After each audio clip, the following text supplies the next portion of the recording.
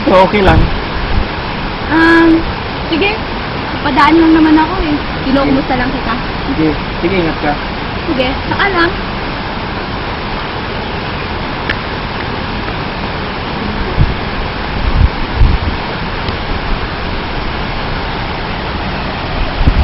Kailangan ko nang sabihin sa mga magulang ko ang plano kong pagpapakasal kay Thea.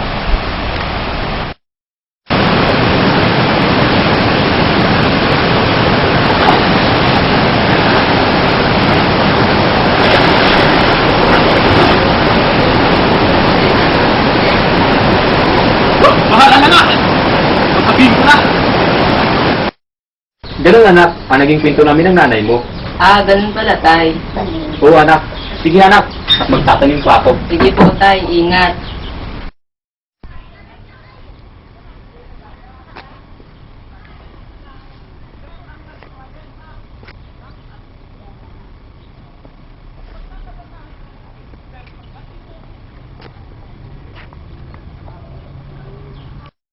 Adaan na lang kita sa uwitin ko ito.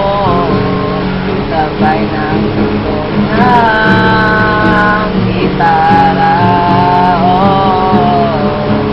Idadaan na lang sa gitara.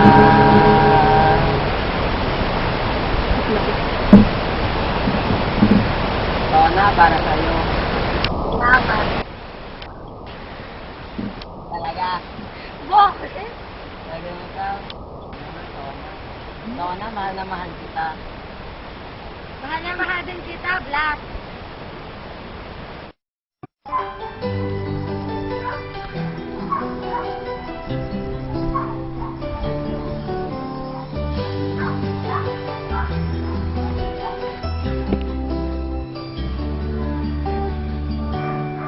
Bakit kapag tumitingin ka, natutunaw ako?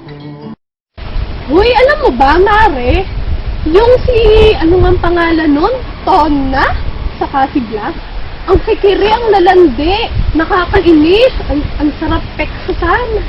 Grabe, ano ba ang landi? Ay naku, alam niyo, hindi magandang halimbawa yun sa mga kabataan. Oo, nagmala dun talaga sa magulang nila.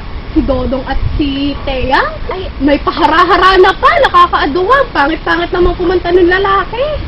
kakahiya sila. Ay naku, nakakainis yung ganun. Oo, di baga sa akin na lang sila. Sayang. Ay Okay, naku.